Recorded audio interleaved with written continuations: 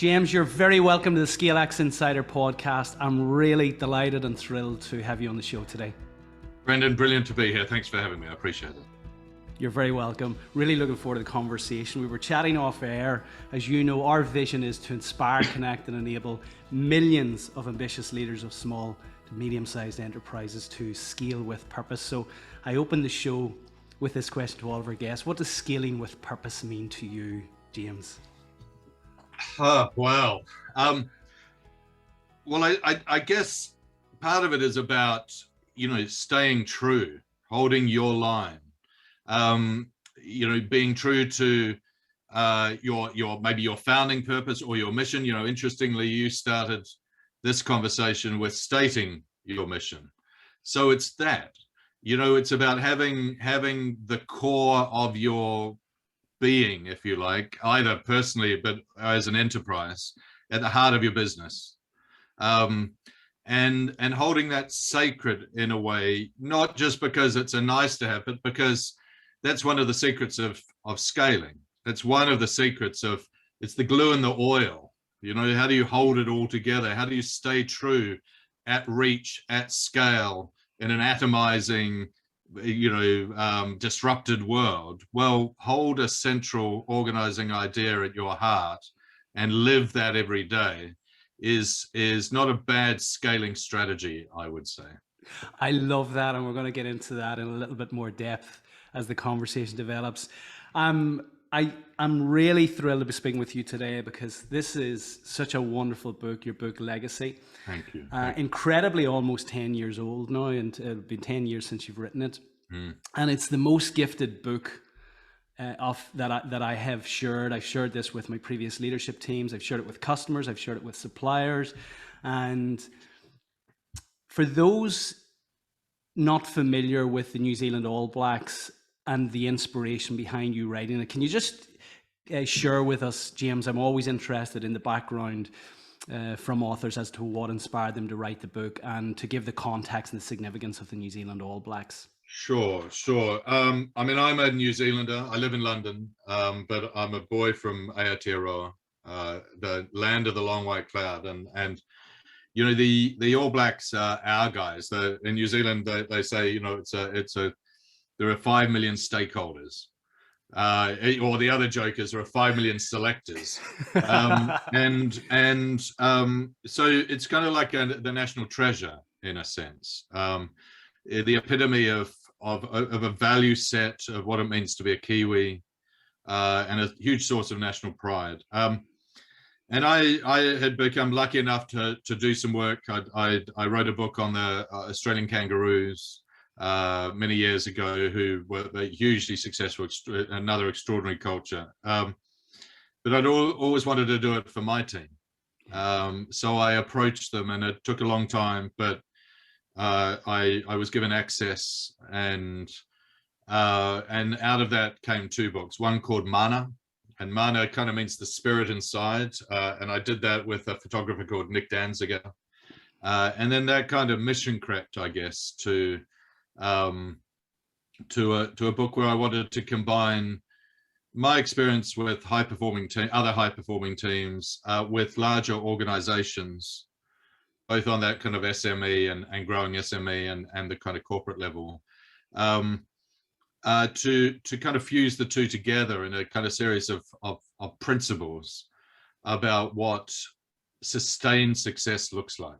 What for those of you who don't know much about the All Blacks, they are almost undoubtedly, consistently the most successful team in world sport. Currently they have a win ratio that hovers around the sort of 78%. It's been plummeting slightly. Islanders put the boot in quite recently. But in terms of sheer consistency over a long period of time, about 125 years, they've been at the top of the game and leading the game.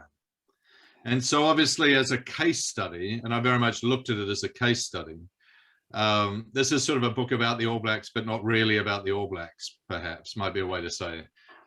But looking at within that kind of framing, what are some of the key principles that we might think about in a particular kind of coaching leadership style I kind of call it leading from within, finding that emotional connection to lift the game through kind of ownership, accountability, discretionary effort, great communications, good values, a clear vision, driving purpose, all of those things.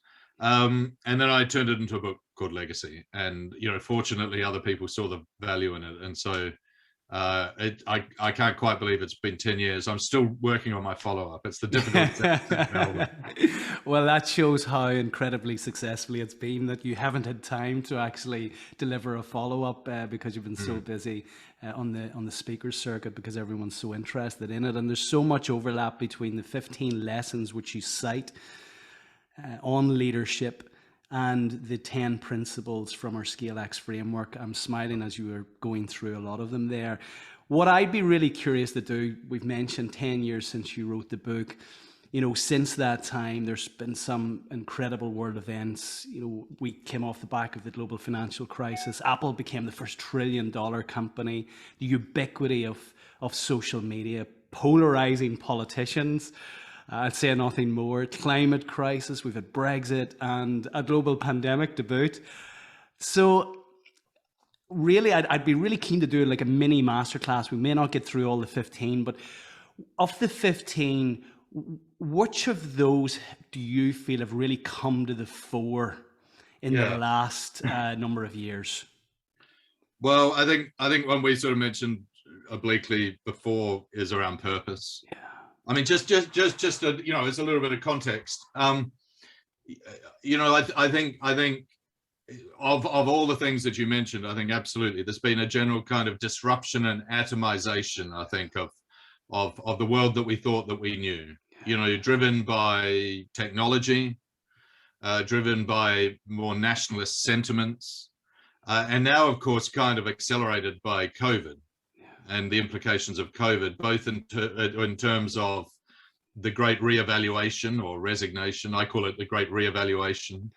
In terms of, Brexit, supply chain stuff, all tangled up in that same mess in the UK at least.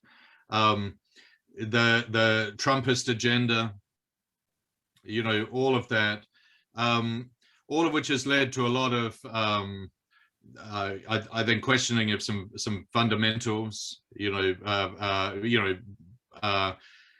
I think what happens at a time of great change and great disruption is you need to have something to buy into and believe in.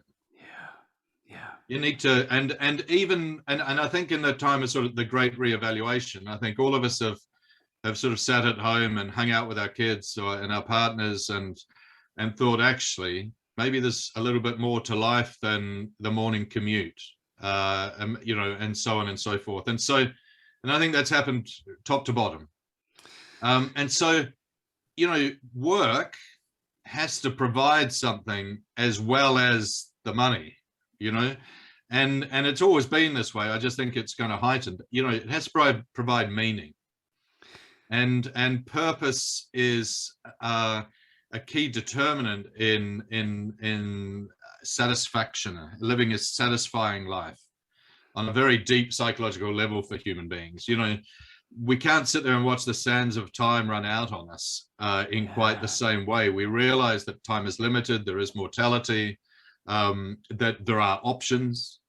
And so I think it is kind of the volume has been turned up a lot, and the onus is on leaders and businesses to do work that matters, and to do work that matters not just for the end user, although that's a critical component, but also that matters for the people who are delivering it, because clock in and clock out, doesn't really cut it anymore. And I think there's a huge competitive advantage in that now, or an enhanced competitive advantage in that. And I think that's been exaggerated again because there's obviously new generations coming through, and who are perhaps entitled or not. We can get into that debate. No more entitled than my generation, probably, but so who are actively searching for a degree of meaning and satisfaction and purpose in what they do. And I think the businesses that are able to, and groups that are able to provide that, reap a lot of benefits. Yeah, I completely agree, and I'd like to dig into that a little bit further, because in many respects I was listening to a little clip from an interview with Viktor Frankl, who wrote the book Man's Search for Meaning recently, and he said the interviewer was posing the question, it was almost easier or it was almost easier back then to find that sense of meaning and purpose. For him, it was real, it was very lucid, it was about continuing to live and get out of Auschwitz. Where now we have access to so much. You know, we are so well off and better off than any other generation, yet there's this real search for meaning and purpose. And when I look at the All Blacks, the All Blacks have really lent on that richness of heritage. What would you say, James? What lessons and what practices and would you encourage leaders to cultivate in order to really carve out something that is authentic in terms of their meaning, not just quick, we've got to put a purpose on our website, you know, I'll hand that over to the marketing department, but going through something that really carves out meaning in the present day? Well, I mean, I think it's very contextual, because every organization is at a different kind of stop on the line, if you like. But I think, you know, a way to frame it, or a prism to look at it through, is kind of like, what's the story? You know, where are you at? What's your story? What story are you telling? What story are you telling about yourself, to yourself first, about who we are and why what we do matters? And, you know, I have a line that the story we tell ourselves becomes the story that others end up telling about us. Yes. And we get to shape that story. And we get for that story, and we get to tell that story in a multitude of ways. And if you take a team like the All Blacks, and again, the All Blacks is a case study, but I could talk about, you know, a special force unit, for instance, or a number of them. The closer to the tip of the spear these organizations are, the more they know themselves, they know who they are and what they stand for and why it matters. And so that storytelling aspect, I think, becomes hugely important. And I think in a world of hybrid working or work from home, or that kind of atomization at reach through technology, or, you know, people who are on the road all the time, they're part of an organization, but it's them and a laptop. Culture gets formed in two ways. It's either proximity, we either spend a lot of time together, this is the way we work together, or we tell the same story, or we find our part in that same story. And so in my mind, the storytelling skill has always been 100%, I think, the most important skill of all leaders. You know, empathy, humanity, authenticity, connection, reflection, the ability to be present to your people, but also the ability to, my phrase is sort of lead from within, capture their hearts and minds, find a connective moment and part of something. You know, we all want to be part of a story that we're playing a significant role in. You know, it's something quite fundamental. And so that storytelling aspect, if you like, and, you know, storytelling is it's almost become slightly meaningless to an extent, because content creators are creating story and but I mean, in a very specific way, I mean it around ethos. Now, ethos, you know, is an ancient Greek word that means essentially kind of the characteristic spirit of an organization. Character. Who are we? And that's values based. Usually character. It's about your principles. It's about your purpose. It's about what you stand for. It's about what you're bringing about. So that values, vision, purpose kind of matrix, if you like, I think you described it somewhere as sort of those three legs on the stool. Hugely important, hugely powerful in creating a consistent, coherent story that it kind of inspires and guides. Elon Musk talked about business as being about aligning the vectors, you know, and that's about supply chain and production and distribution and all of that. But there's that other human element. It's like, how do you align the human vectors? How do you get an organization pointing in the right direction? And you can't do it through rules and regulations, and you can't do it through guidelines, and you can do it through creating a narrative of what we stand for, why we work this way, what we're there to achieve, and then you can align rewards and recognition, your recruitment, your promotions, your pathways, your celebrations, endorsing and enforcing, and all that language and all of those actions to kind of create the conditions in which people will be a certain way. If that makes sense. And I think, great teams know this. So you look at the All Blacks and you go, they are master storytellers. They are telling their story to themselves. The haka, those of you familiar with it, is an embodiment of everything that team stands for. They go out there and they perform that haka. And it is the sound of the haka is the sound of the earthquake, and that earthquake shakes the earth and it releases our ancestors to stand beside us. And it reminds us that we're part of a long unbroken chain of human history, and the sun is shining just on this moment for a moment, and it's our chance to make the most of that moment and express ourselves and bring ourselves. Now that's a tremendously powerful story, but it's also a deeply connected story, because of course that's the story of the human race. Really, we go from generation to generation. We represent our forebears, and we hopefully represent our children and our children's children.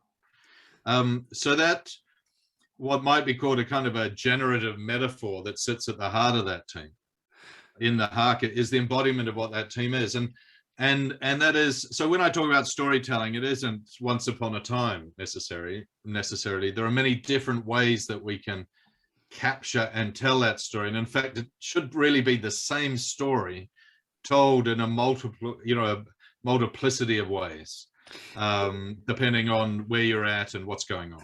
There's so much in that I want to pick up on, James. And you mentioned, of course, the power of ritual, in relation to the haka and that priming that goes on prior to every game that literally gets them up for it.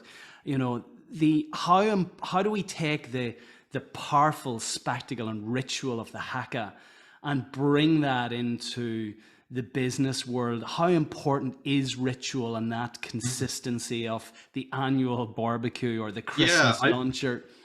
Well, I think it's massive. I think if you look at culture, if what we're talking about is culture, the sociologists and anthropologists say there's sort of three main manifestations of culture. If you think about it in buckets, there's one, it's language, mantras, mottos, stories, hero myths, creation myths, all of that sort of language-based stuff. Second is around symbols, badges, flags, logos, signs of suits and ties, the gesture, different ways we communicate non-verbally. And then there's ritual, and ritual, we without even knowing it, we adhere to rituals. Rituals really are kind of, repeated patterns of behavior. Now, a ritual, most, organizations without knowing it will have their Monday morning ritual, which is probably talk about how badly Manchester United did over the week. Don't talk. Or those All Blacks, while they beat South Africa, or they didn't, or Ireland beat them, or whatever. And such gets in the coffees, right? Or at the end of the week, such and such gets in the beers. Or there's, and like you say, the barbecues and da-da-da. So they exist anyway. And I think one of the opportunities for leaders is to design some rituals and think, well, what are some regular practices that we can put into place? Now, rituals and processes and practices, I think you can get a bit fuzzy around the lines of that, and it doesn't matter. It doesn't need to be a haka or a choir practice or it can just be, hey, this is the way we debrief. This is the fact we do debrief. you know. And then you might think, well, what are the rituals actually communicating? What's the story you want to communicate? So, you know, there are a couple of firms who do failure parties, for instance. So and so they get together once a month or every once in a while, and they celebrate failure. You know, people put their hand up and say, this is where I screwed up. Now, why do that? Well, why do that is because failure is an inevitable part of innovation. And unless you're comfortable with failing, you're never going to be an innovative company. You're going to start to become more and more risk averse. So what they're doing is kind of creating a ritual that enables those conversations to take place, that normalizes failure, humanizes the business, and allows it to be kind of loose and creative. Now, that's a really purposeful or intentional, deliberate ritualization of something that allows that narrative around what is normal here and what is approved here to take place. So I think it comes down to sort of storytelling. It's like, what story do you need to tell to get the result that you want? Yeah. You know, we want an innovative organization. What we can see is the bigger the organization becomes, the more people become risk averse. What can we put into place? Well, let's celebrate some failures. Let's make a thing of it, and we'll have a couple of drinks or not, or we'll get some cake, and we'll celebrate, and we'll vote for who's the best stuff up. Yeah. I mean, that's a brilliant way of loosening the reins. So I think there are a lot of opportunities for organizations to do it. And I think it begins with kind of an assessment of the gap, maybe what's lacking, in order to understand what you might put into place to change the game, to mix it up. Yeah, and I think it's a great way of also controlling the controllables whilst there may be chaos going out there. You know, the All Blacks perform the haka regardless of whether they've come off a couple of defeats or not. They go out and perform the haka, and it's, you know, it's almost drawing the line again, regardless of what has happened previously. We're going to still do this, and we'll always do this. And it reminds me of back in the global financial crisis, we had to make some difficult decisions, restructure the organization, and there was a question whether we do anything as a summer event, and we said, you know what, we will. And we got one of our fabricators to fabricate a large barbecue. We all brought in something to cook on the barbecue. We bought some beers, and it was maybe 20, 25 of us huddled around the barbecue, and regardless of how difficult it was, we said, well, we're gonna have this barbecue. That barbecue turned out to be, in the most recent manifestation prior to me leaving the business back in 2019, hundreds of people in a marquee tent with a band under the backdrop of brand new 40,000 square foot offices. And that was a ritual that lasted 8-9 years, and something that became just part of our culture. And I would probably, I don't know the exact circumstances of that, but for instance, something like that communicates a number of things, right? It communicates we're still in business. Yeah. Right. It communicates it communicates belonging. Yeah. If you are invited to something, you are on the inside. And in a time where people have been laid off or things have been restructured, it creates belonging, and we need belonging. I recommend Owen Eastwood's book, Belonging. Yeah, I interviewed Owen earlier in the. Oh, did you? Yeah. So Owen's a friend of mine, fellow Kiwi, and he's written a beautiful book called Belonging, and really the importance of creating in I think it's in Gestalt theory. Or attachment theory in psychology, one of the lines is, what we want is a secure base from which to boldly venture. Yeah, lovely. And if you can create an environment in which that provides that secure base, people aren't watching their back. They feel grounded. They know what they stand for and all of that. And then they can go off and take some chances, and they can grow. So just back to the ritual, you've created a space of belonging. you've also created a place of connection. You know, because people can come together and connect with one another, and connection is hugely, hugely important in any group, because because the byproduct of connection is cohesion. And in any organization, cohesion, a coherent, stuck together group, will prevail over particularly in a messed up, atomized world. So, you know, one way to think about this, again, from a cultural point of view, is it's like you build your culture, and this is from a scaling point of view. It's like you're building, this is my Star Trek joke, you're building the Star Trek Enterprise. Now you've got to build it strong, because you don't know what galaxy it's going to end up in. Yeah, you don't know what world is out there. So you control the controllables. You can build it your way and stick to that. The point I made right at the beginning of this, hold the line. Know who you are, know what you stand for, know what you won't, know where you're going, know why it matters. Yeah. Right? The context is much less important over time. So if you look at sustainably successful organizations that have very successfully scaled, let's talk about Apple for a moment.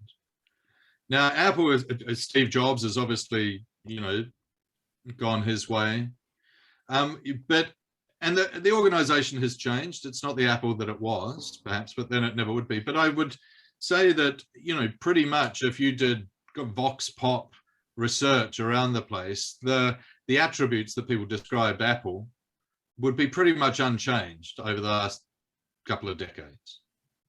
You know, it's kind of, you know, cool design, easy to use, everything works, innovative, ahead of the game, making life easier. I don't know, all of those things. You know, consumer focused, experience led. Some of the stuff Simon Sinek talks about in terms of the why. They've held true to that, and I think that's one of the aspects of sustainability, which I think is an aspect of scaling. That you're imprinting the DNA. Yeah. And then it's kind of fractal, you know, it becomes a replication of itself. Yeah, I love that. And positive growth culture is the 10th principle of our ScaleX framework. And it's deliberately placed there because it's the keystone which holds the other 9 principles together. And what we're saying here is that ultimately, you know, culture exists in every organization, whether you deliberately cultivate it or not. There's a culture there when people come together, and they'll do things in a way, and you can decide whether you actually direct and guide that way and call out, you know, the great performance and the behaviors you want to see, or address those that you don't. And it comes back to something that I want to come back to is the very first lesson, which is character. And when I think of that company barbecue, and I think the last one I attended, at the end of the event, and there was hundreds of beers drank, and you know, lots of food eaten, and it was a wonderful occasion, a wonderful event. And all of the directors got together, the last to leave, and we had black bin bags, and we tidied all the bottles up. And that was very deliberate. We did that in the very first one, and we were going to do that regardless of the size it got. And it brings me back to the metaphor you use, which is just synonymous with the book now, which is sweeping the sheds. Yeah. Can you share the importance of the background to that metaphor and the importance in the context of character and leadership, James? Yeah, well, I think that ritual, if you like, or that practice, my understanding, it was introduced by Steve Hansen, and it was when he was the assistant coach, and it was really, I think, probably came out of a couple of things. One is the kind of thing that club sides do. So there's like a grassroots side of it, but there's also, you think, well, what is sweeping the sheds an antidote to? And you go, well, here you've got the most famous rugby players, certainly in New Zealand, mainly in the world, maybe in the world. Everyone's yelling their names. You know, they're on underwear ads in city squares. You know, entitlement is a real risk. Arrogance. Now, one of the kind of the embedded values within the All Blacks is humility, is that idea of, you know, don't get ahead of yourself. And it's a Kiwi thing. but it's also a very powerful way of taking the complacency, arrogance, the hubris out of the equation. It's like, well, we still do the basics. You know, you know, they carry their own bags off the bus. There was a story told about the Lions tour to New Zealand by the bus driver, actually, the All Blacks bus driver at the time, about how this is Clive Woodward's Lions had, I don't know if this is a true story, but it's a good one, would have some British gap year girls come in and iron their dress shirts at half time. And of course, this disgusted the bus driver because he was sort of part of that culture, because it's like, how do you expect them to stand on their own 2 feet if they've got people doing stuff for them? Now, it's a problem. I work in the Premiership sometimes, you know, and, you know, if you're making, you know, 100 grand a week, and the only decision you have to make in your day is which car to drive in, and the rest of it is taken care of you, then that breeds entitlement, but it also, it devolves responsibility away from you, and growth and leadership and maturity is all about responsibility. I think it's all about taking responsibility. Now, you know, if a Richie McCaw is responsible for, or taking responsibility for sweeping the sheds, he could quite easily go, somebody else will do it. But the mindset that generates is incredibly powerful, because it is, you know, no job is too small for me, you know, and you apply that to business. Is it, you know, am I too important to do the photocopy? You know, is it, well, I won't bother going to that meeting because I'm too senior. But they're the meet, you know, and that change in mindset that can come with our or hubris, let's say pride, eliminates your competitive advantage. You're going to get outworked and outthunk, you know, and so they're very basic. What I wanted to get at with that chapter was really start to, let's, you know, we all know it. Anyone who's ever been married or in a relationship knows that your worst enemy is your own self, is your own ego, usually. And so that aspect of character is by going, well, listen, check that ego at the door. But, you know, it's not about you. It's about what you can bring about. Yeah. It's about the contribution that you can make. So for the All Blacks, but I think the lesson is obviously a much larger one, in terms of thinking, actually, if it's all me, that's not a sustainable model. Yeah. You know, in life, you know, we're really defined by what we contribute, not what we take. And so I think looking at character, not from a Boy Scout or Girl Scout kind of way, but from the point of view of optimum performance, competitive advantage, is a really important piece of self-inquiry, I think, as a leader and as an individual. You've hit on so many points there again, James. Why I love this book. There's a paradox here in the fact that, you know, when we think of Maslow's hierarchy of needs, there's that at a foundational level, there's that self-preservation. But as you go up the hierarchy, you know, self-transcendence, self-actualization is all about contributing and giving back, and this is so critically important, and defines or distinguishes those companies who scale successfully versus those who don't, where the leader recognizes that actually I'm just contributing to something greater. I might have been the founder, and I might have been, you know, pivotal to the origin story here. But ultimately, if I really want to scale this business and bring my wonderful product or service to the world, then I need to cultivate and create leaders within this business, and ultimately create an organizational vision, an organizational purpose that I'm aligned to, but ultimately that exists beyond me, and recognize that. Absolutely. You know, make yourself dispensable in many ways. And, you know, if we just talk specifically about that, I think that happens at a particular time in a scaling organization, when the numbers are around 40, 45, 50. It goes from being a kind of personality-driven cult, as it were, into a culture, from cult to culture.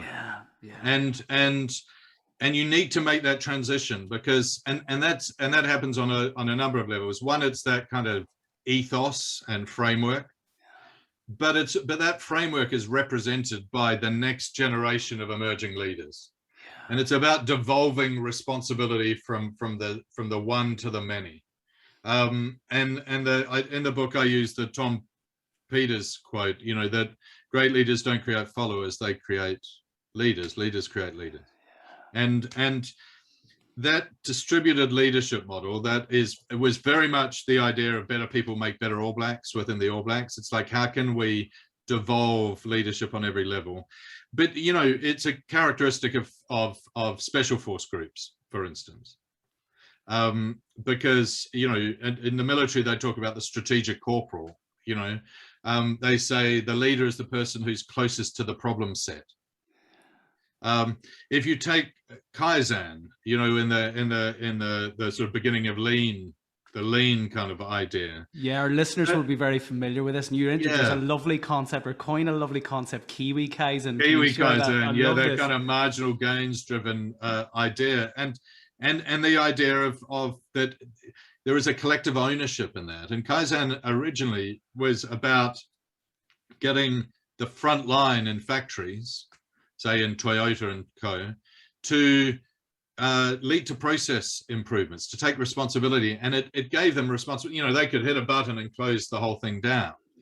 And so that's ownership right next door to the problem set.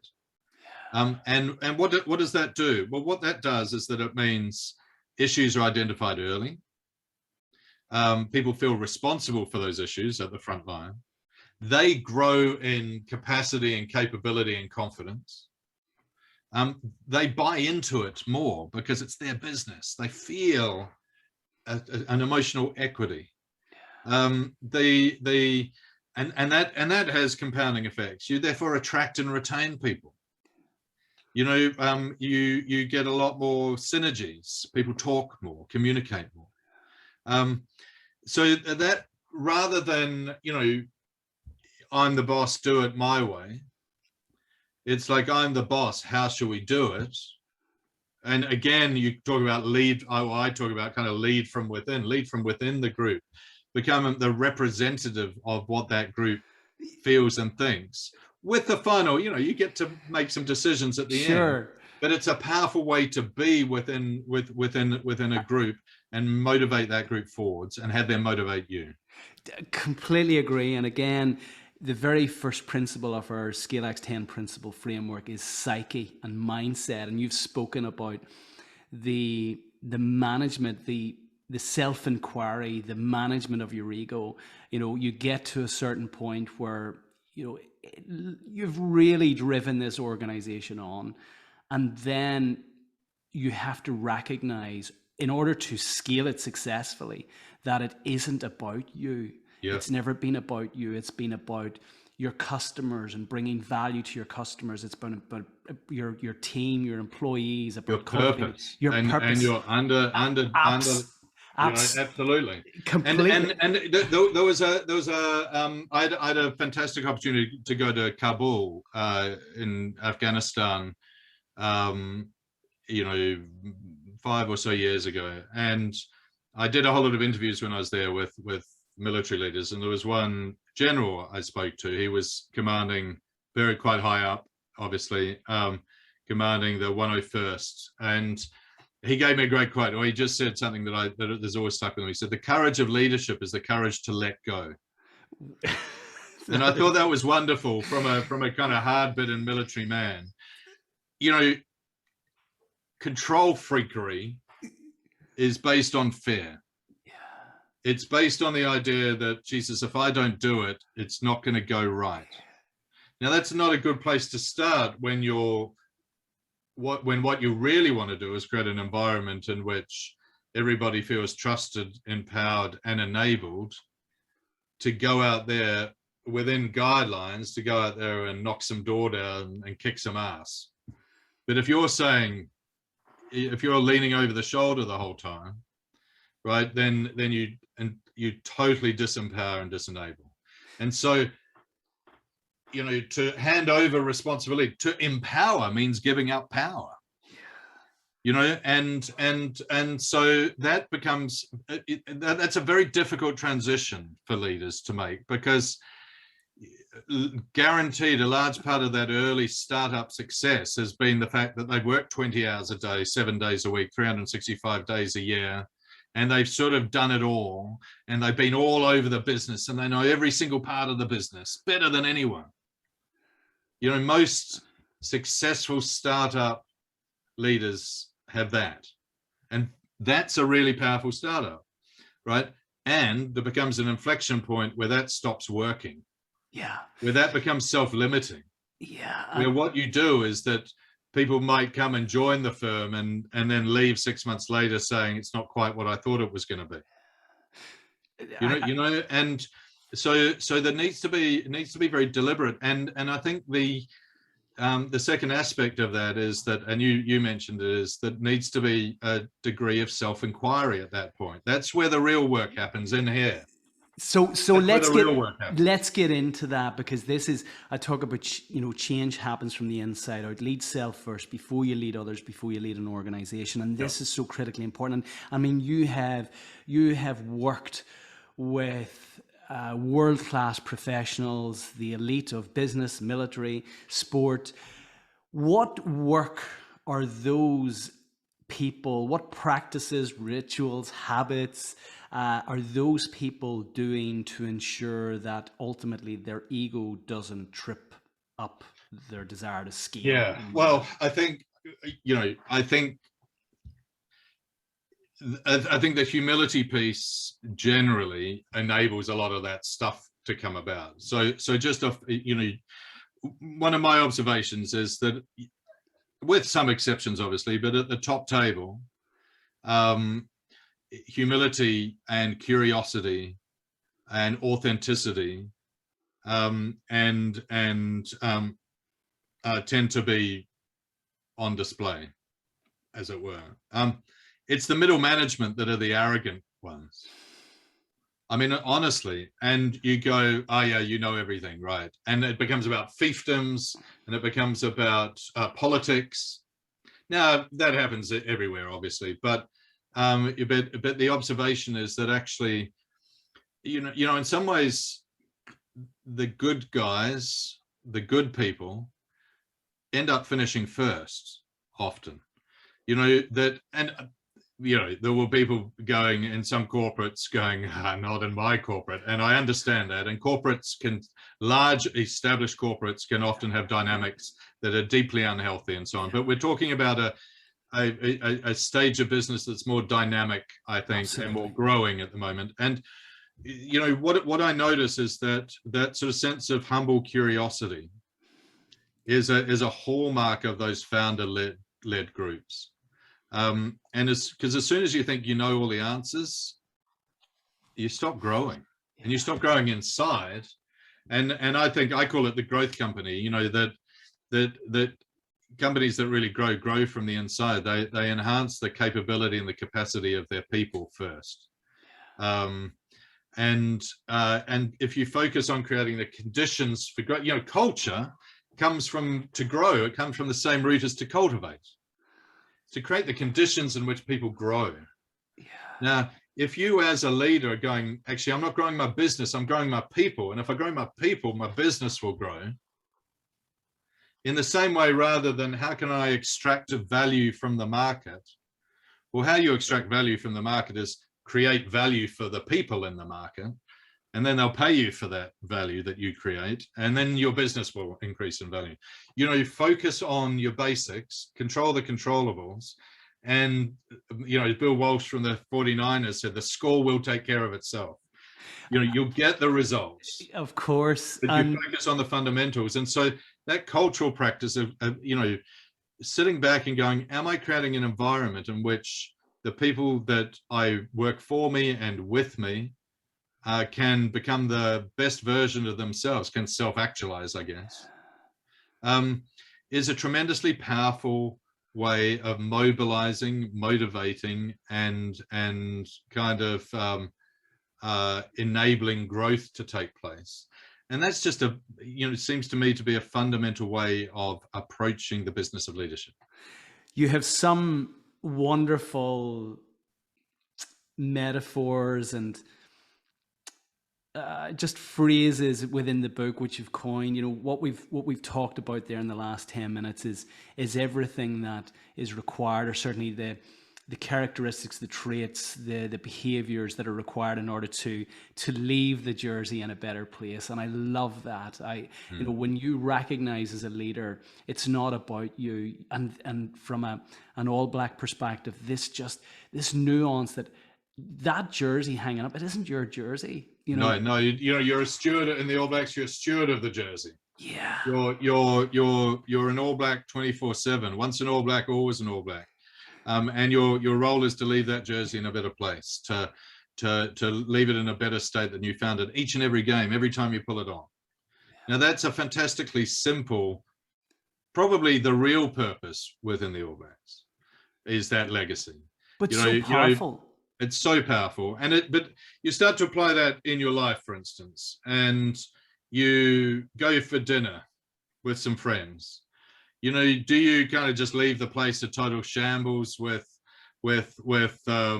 your napkins left on the floor and or do you at least leave it in a kind of a decent state? On that level. Do we start a business and go, I don't care about the environment? Or do we go, actually, that needs to be factored in?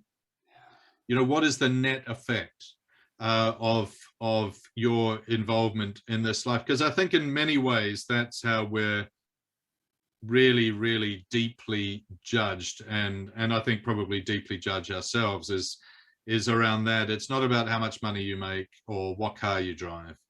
It's really about, how did you impact the people around you in your life, and in kind of concentric rings. The great Keanu Reeves, the great philosopher Keanu Reeves, when asked what does he think happens to us after death, after we die, when we die, and I think the interviewer was expecting a sort of metaphysical answer, and he said, and he's no stranger to some suffering, I think, to loss. Said, what I do know is the people who love you will miss you.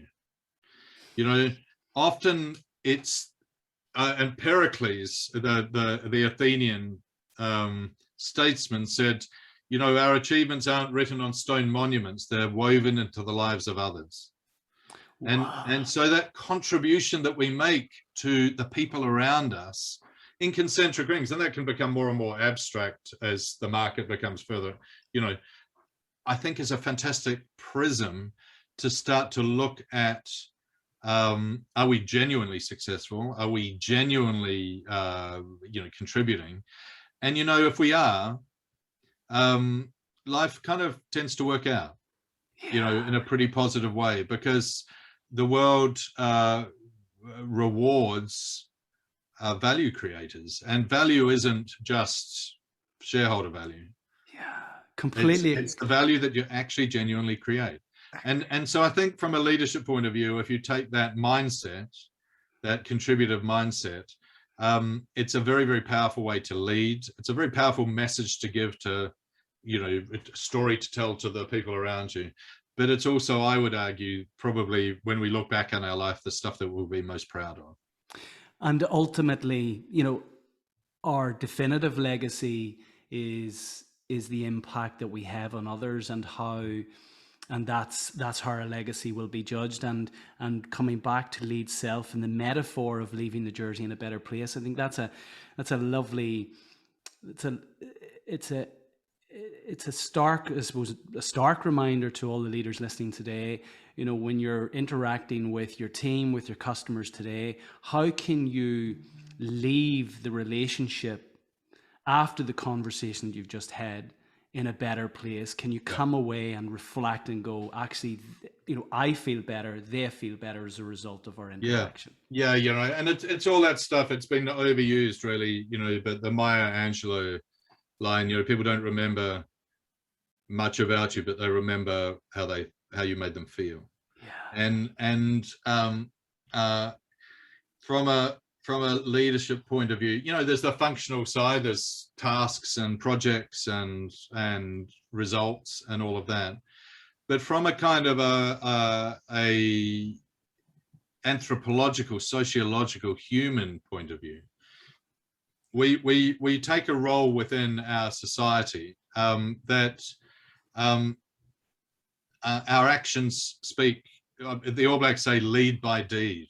Our actions speak very, very loudly. The way we behave, what we do, is much more important than what we say. Yeah. And that's really, I think, comes from within. I think that comes from what our intent is. And what our intention is. As is our intention to milk our employees to get the most out of them, so that that we get the most for the less. Well, there's a lot of unionization happening in the States, because that's been a fundamental kind of tenet of a business relationship. It becomes human beings as widgets. Or do you create an environment in which, within reason, within cost, we create an environment in which our people grow? Well, what's the best long-term strategy? I think the second, because I think people walk, and particularly now, you need to produce more, but also you grow your people, you grow your business. I love that. So before we wrap up, James, there are a number of concepts that you introduce in the book, particular to the All Blacks, and it would be remiss of me not to ask those and for you to share with the listeners the background of those concepts. The first is blue heads, and this aligns nicely to Psyche, the very first principle of our ScaleX Insider, our ScaleX framework. If you could share what the blue heads concept is with the leaders. Okay, yeah, sure. So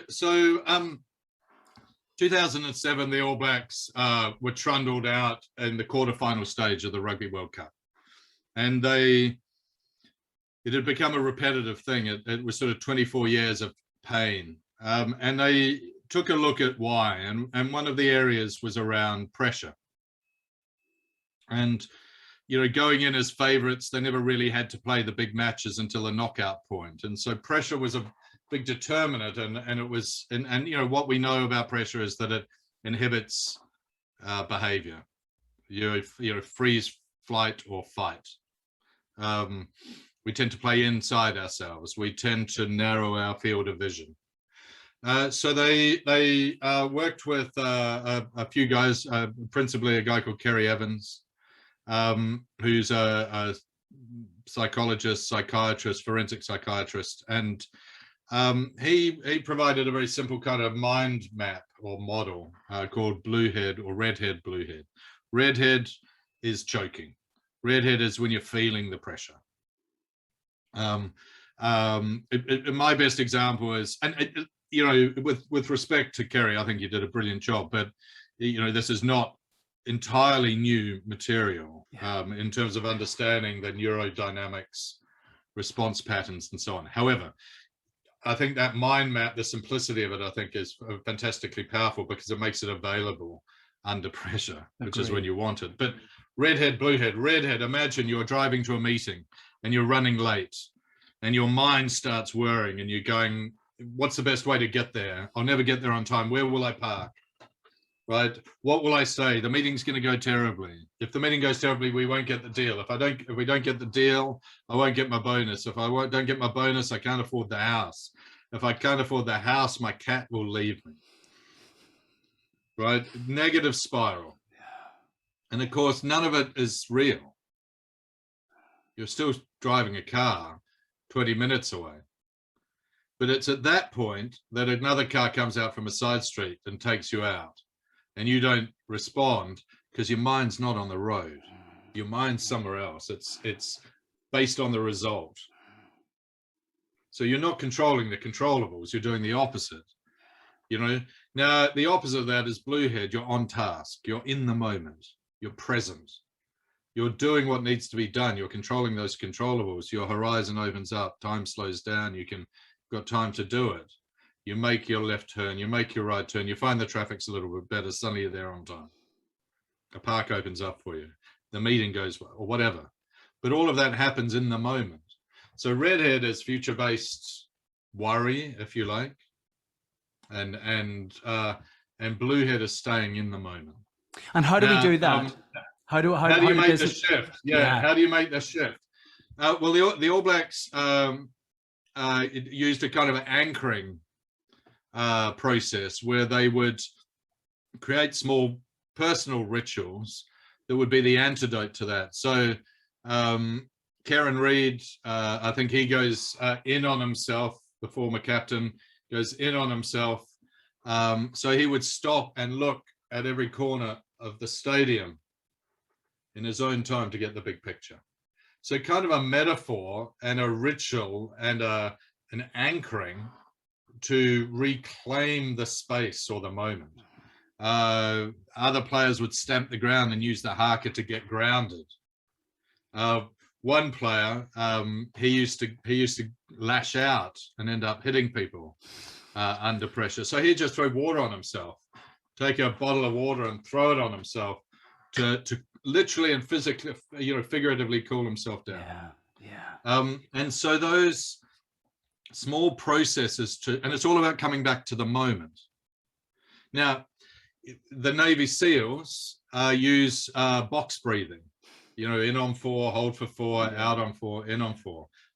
Same purpose, brings you back to the breath, to the moment.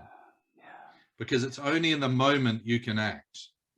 Another team, when they come into a huddle under the goalposts, they use an acronym or a mnemonic, WIN, W-I-N. What is next? I love that.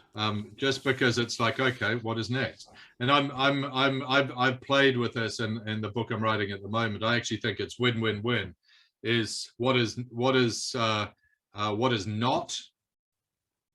what is now, and what is next becomes 3 really good questions. What is not? Well, I haven't lost my house yet. That's not. What is now? I am sitting in a car at lights. Right? What is next? Maybe I'll look for an alternative route. You're doing the stuff you have to do to get to where you're going. And often, of course, when we're living in that imagined future, we stop doing the stuff that makes a difference to now. But we can only operate now. So, rather than go, I want to write a book, you're much better to grab a pen and paper and start writing. Or I want to be really successful. Well, that's great, but it doesn't make you successful. What makes you successful is doing the doing. And so being very task focused, being very in the moment. I think it's an important idea, not just within the high performance space, but within any space. We can bundled up in stuff that we can't control, that is worry, is concern, and we have to listen to it because it's telling us something, right? But it shouldn't be shouting over the top of what it takes just to do what we have to do now. So that's the sort of redhead, bluehead in a nutshell. And listen, it's not unique to the All Blacks. It's about state changing. It's about taking the opportunity to change your state from an unresourceful to a resourceful state, from a state that isn't working for you to one in which you're able to, that gives you agency and focus and a degree of kind of tangibility, if you like, to the task. And I think that becomes hugely important. And so much research now which supports the fact that if you have practices and have the ability to stay with a blue head as opposed to a red head, actually your ability to make better decisions around the boardroom table, around the leadership table, around the management table, absolutely better. You're using absolutely, again, this isn't All Black stuff or new stuff, really. It's Marcus Aurelius and the Stoics. Really, it's about equilibrium, what they would call equilibrium. Trying to keep your waters still. Because when you're not, you're living in fear and reaction and anxiety. You're less creative. you connect people, you're much less present. You connect less with people, you're much less present to other people, you're much less present to yourself. You might make hurried decisions based on scarcity rather than abundance. You're more likely to be cynical rather than live in gratitude. It changes the game. And the reality is the world only shows up the way we are for the world. The world doesn't care. The world is a blank canvas. It's neither one way or the other. It is just what is.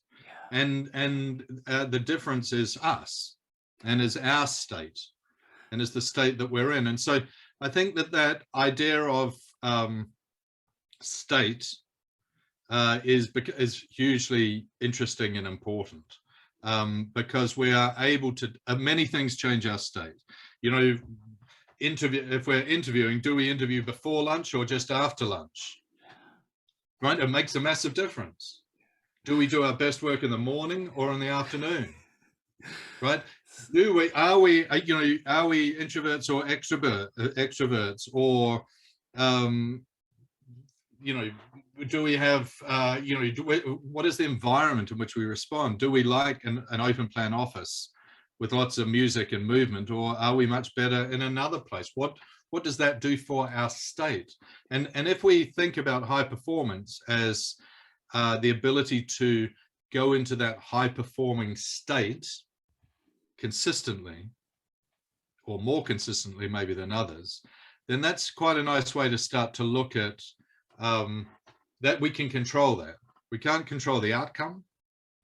We may or may not be successful, but guaranteed we're more likely to be successful if we are able to get into the right state in which to execute whatever it is we're doing. Love that. So I think it's hugely important and hugely powerful. Yeah, and it's why Psyche is the first principle of our ScaleX framework. And there's so much in that. Regular listeners to the show will understand. I trained to become a Wim Hof method instructor over the last couple of years because I appreciate the profound power of the breath, and actually that ability to change your state through the breath. We actually start our Monday morning meetings with 10 rounds of box breathing. There you go. So there's a ritual that you put into place that's based around creating an optimum performance state, right? That allows that is an antidote to the hurry and worry of a difficult, complex environment, perhaps. Would be a way to do that. And you go, well, how often do we just take what we're given? How often do we just go, listen, it's a really noisy room, but we'll just crack on. You know what I mean? Yeah. Or we put everybody in the same battery. We put people of different talents and different tasks all in the same big open plan office. Some thrive and others don't. What state are we creating? And I think that leads to just one other aspect, which is, this culture, and we've talked a lot about culture. And culture I see as like the main framework, if you like. But I'm really interested in climate. What happens in the room? Yeah, I love that. Because I think what happens in the room becomes hugely, hugely important. We talk about diversity. Now, the culture might be one that we're actively, bringing underrepresented minorities, say, into the room. But what happens when they get there? What's that environment? Does that enable voice? Does it enable ownership, connection, all of those stuff, or not? Now, I think that kind of comes down to the character of the leader. And a large part of that character of the leader is going to be about what state they are able to consistently be in. Brilliant. And that defines the climate. And I think often climate is more important than culture. The culture in that big picture kind of abstract sense. It's like, listen, what's the experience, the lived experience of people in that room, and in every room, and in every meeting, or on that shop floor, or da-da-da.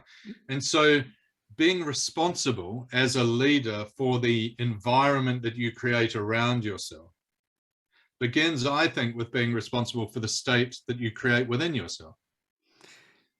Anyone who's been in a relationship probably knows that that's, there's some truth in that you can walk into a room, and often, you had a bad day at work, or you got a hangover, or whatever it is that's affected your state. Suddenly your relationship's not so great. And you're going, well, what's that? What, did they change? You tend to blame the other, but usually it's you. And it doesn't matter what the other person's doing, because we want to be responsible for the result 100%. And you go, well, the one thing I can be responsible for is my own state and the climate I create within the culture that I inhabit. And so that idea of environment, I think, is hugely important for a hugely important concept in understanding that environment begins with the psyche and with the state that you're able to be in, and that will kind of emanate outwards like ripples in the pond from you as a leader.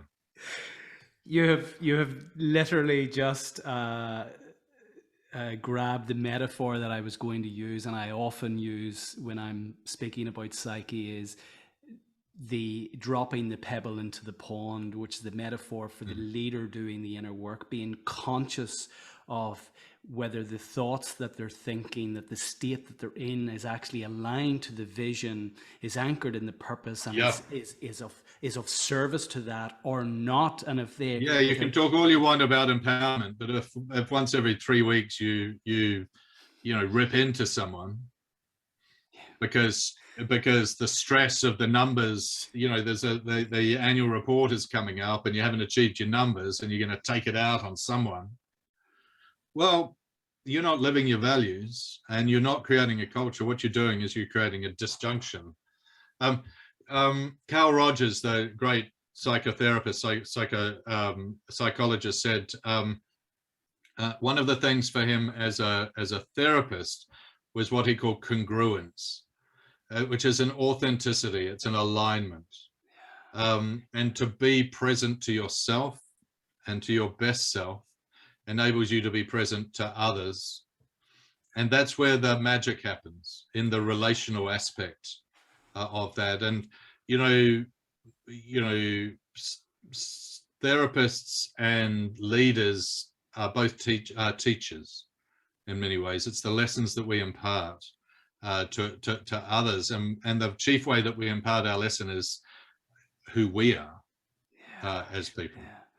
And so I think that inner work, what I'm calling in the book I'm writing at the moment, just for copyright reasons, for anyone out there thinking of this, is lead from within. You got to begin with, do the work.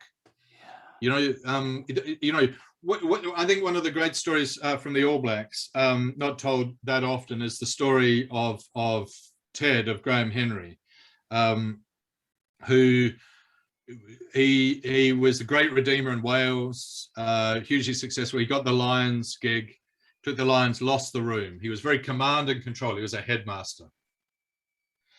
When he took over the All Blacks, with a lot of help from Wayne Smith and from others, he kind of flipped that model into the courage to let go kind of model, where it was really, he stood for empowerment, and he stood for creating an environment that wasn't kind of micromanaged from the top, but was led from within, that enabled others to kind of take responsibility. Now that was a massive, massive, massive inner change for that man, I think. And I have huge, huge respect for the courage that he took. And I would argue that cultures don't really change unless the people at the top, it's certainly within a smallish groups, don't change unless the people at the top are able to transform somehow as well. So that kind of, without kind of getting hippie about it, if you like, it's, growth comes from work, and inner work is a massive part of that growth. Really know thyself. The most ancient mantra there is, pretty much, is, it's on the, I think it's hung above Luxor Temple or Karnak Temple in Egypt, is, know thyself. Know thyself. Get to know thyself. Understand what those states are. Understand what your reactive patterns are. And then just while I'm on a run, I'm loving it. Start to think about that difference between reaction and response. So another military leader I spoke to had a lovely thing. It was just sort of the mind the gap. And again, this comes, it's sort of a misquotation from Viktor Frankl again, where Frankl was kind of between that gap between reaction and response. It kind of is your agency, is your control. Now, if you're approaching a situation and you are run ragged, all you're going to do is react. Just react with anger, with impatience, with snap decisions.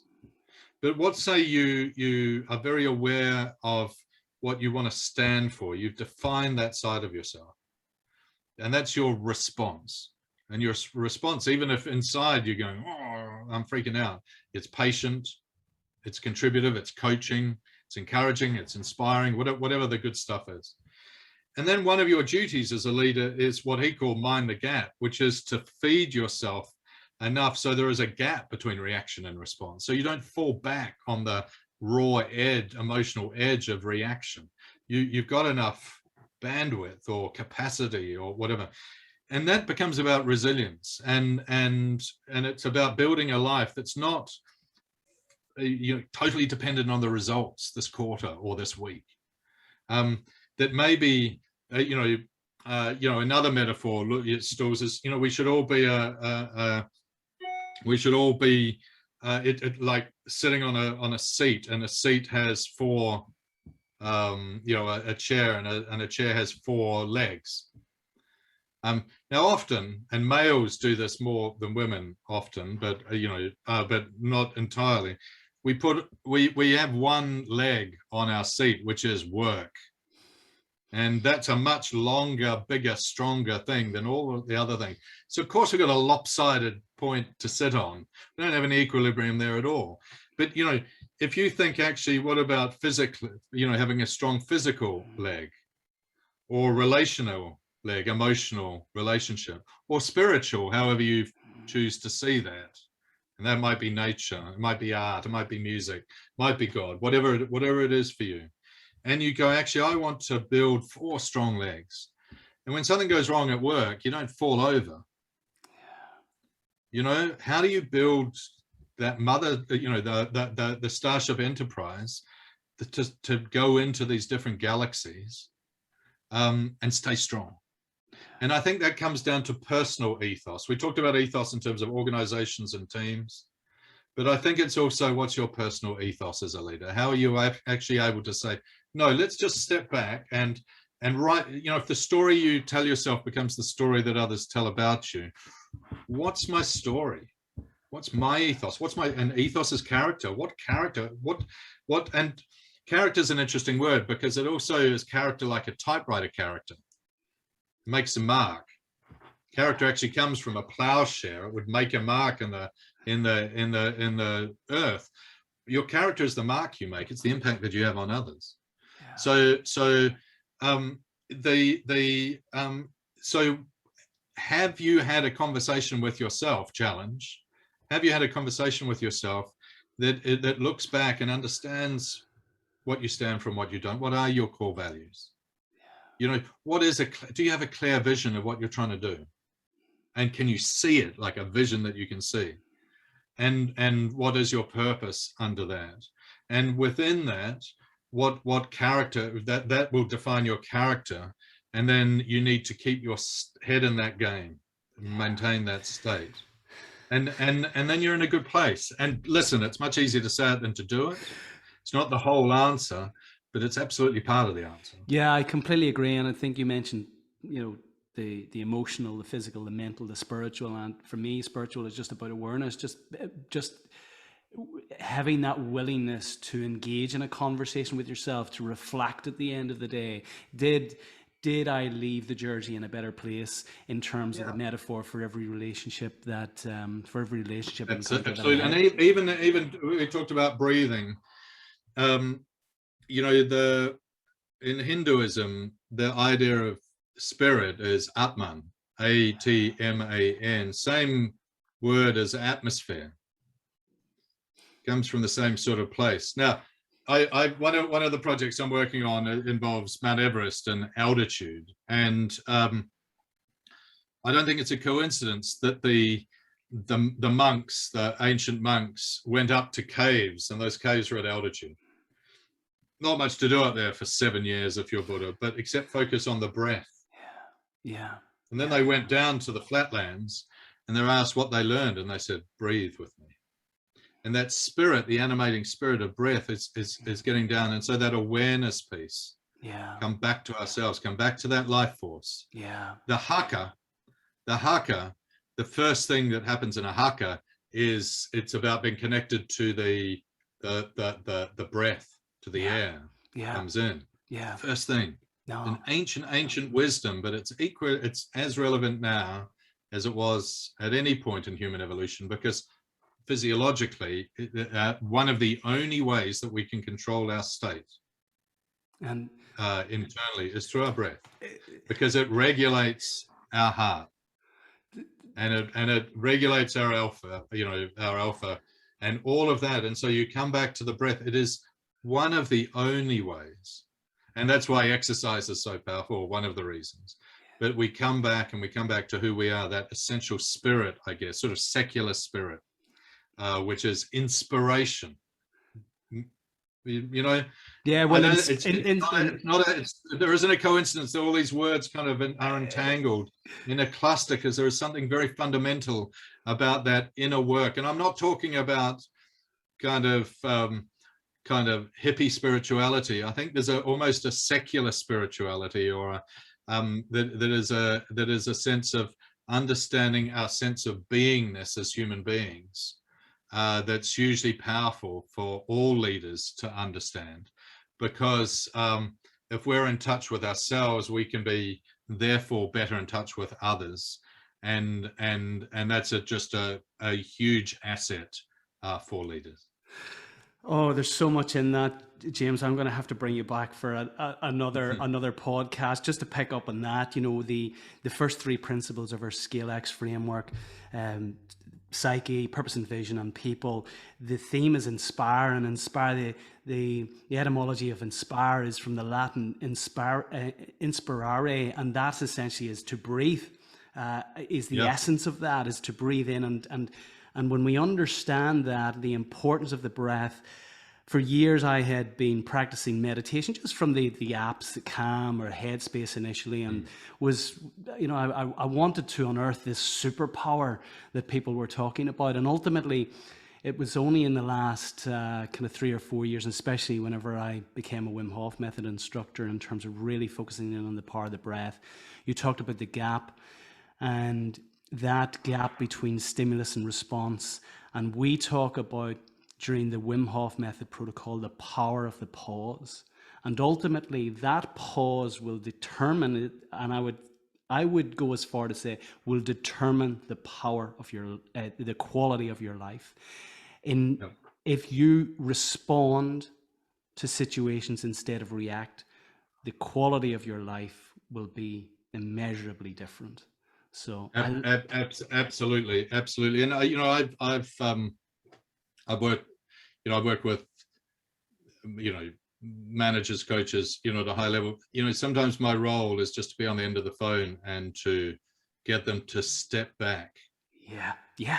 To step out of themselves and to step back and to go, you don't have to act in this way. You can make a choice about what the best way to act is. And football, sport can be very emotional, obviously.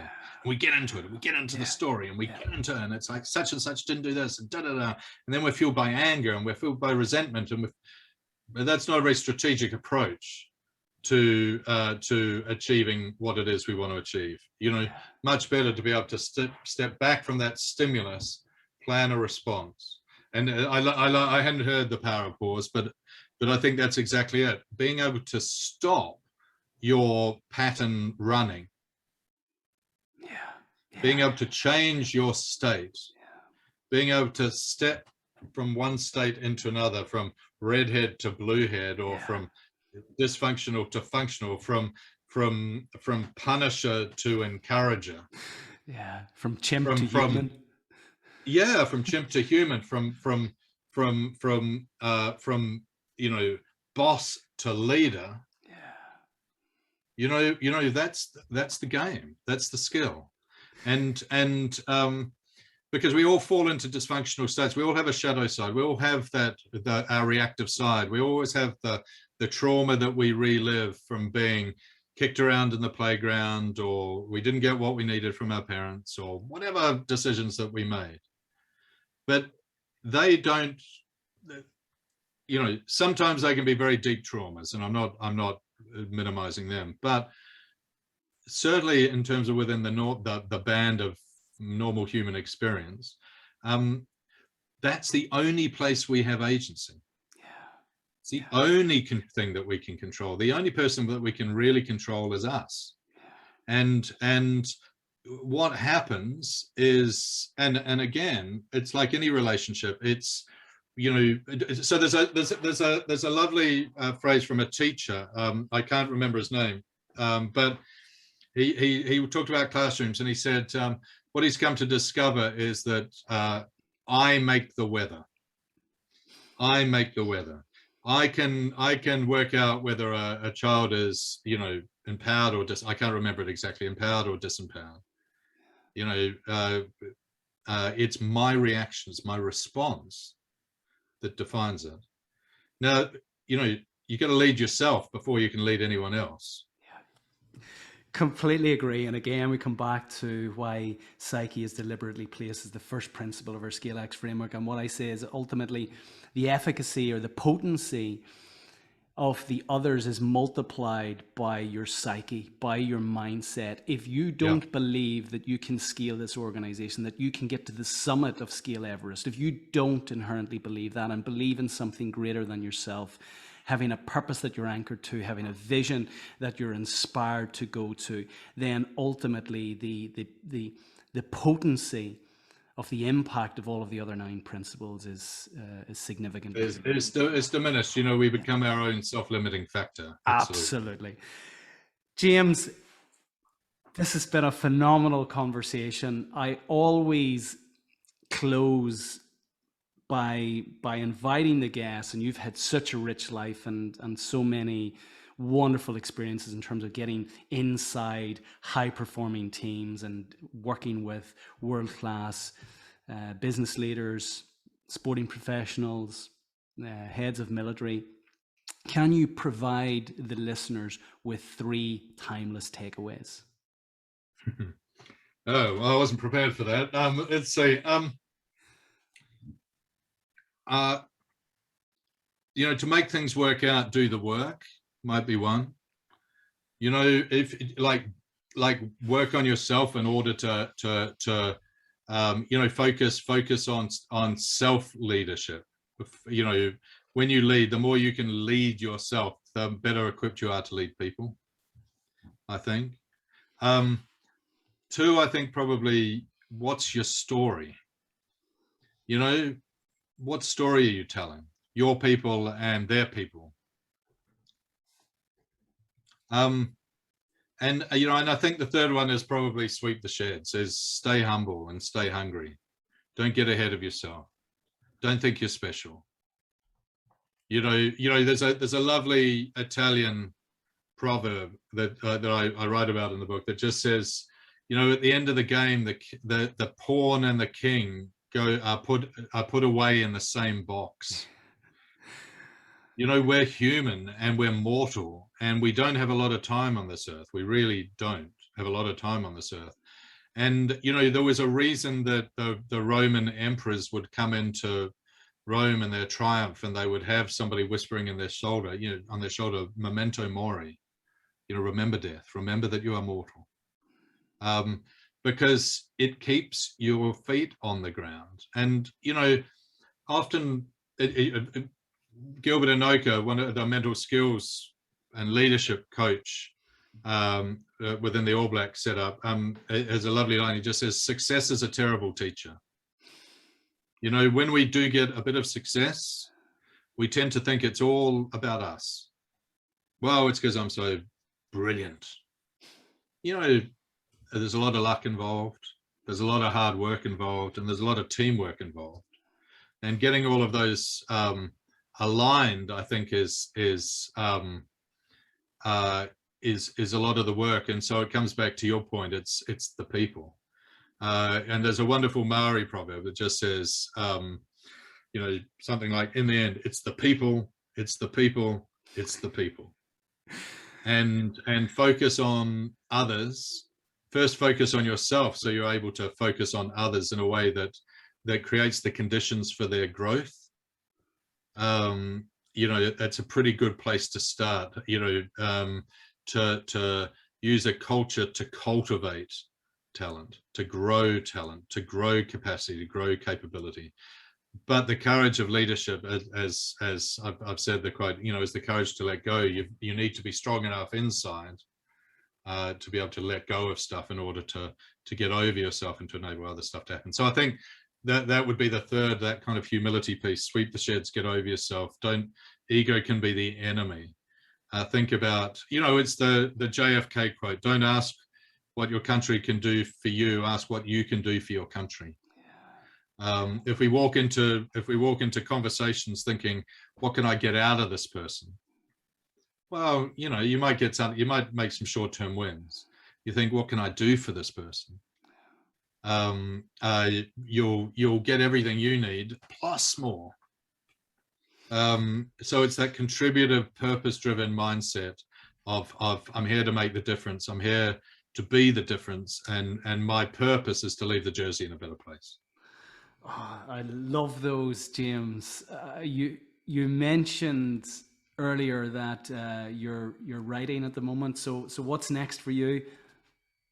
Well, I've got 2 books on the go at the moment. I have one I mentioned about Everest and a team of Gurkhas, the Nepali contingent, part of the British Army, who are halfway up Everest when the 2015 earthquake struck, and Everest Base Camp, 22 people were lost in that moment. And so it's overcoming adversity to reach the top. But COVID interrupted my research on that, so I've put it slightly to the side, and I'm just in the throes of hopefully finishing a follow-up to Legacy, at the moment called the Legacy Workbook, which is really looking much more at that, at a lot of the things that we've talked about today around culture and climate and ethos and storytelling, and that kind of lead from within idea and many of those ideas. So I'm looking at multiple teams, multiple examples of where these principles begin to apply, and hopefully it's kind of it's a page turning, fast turning, but hopefully insightful companion piece, I guess, or build on the legacy world. Brilliant. Well, congratulations. When are they due out? I'd love to have you back on if you're willing. They were due out a couple of years ago, but they're on the way. Great. Well, look, if you would be willing, I'm putting you on the spot to come back on. That was. I'd love to. I've enjoyed this chat. I'd love to. James, I've really enjoyed it thoroughly. I want to thank you for your wonderful energy, for your rich wisdom, for your storytelling. It's going to be invaluable for our listeners today. So for anyone who wants to reach you, James, where best to connect? Just Google James Kerr Legacy and you'll find me pretty quickly. Through LinkedIn, I'm pretty easy to find, I think. James, thank you, and I look forward to staying in touch, and I wish you all the best and great success with your latest work.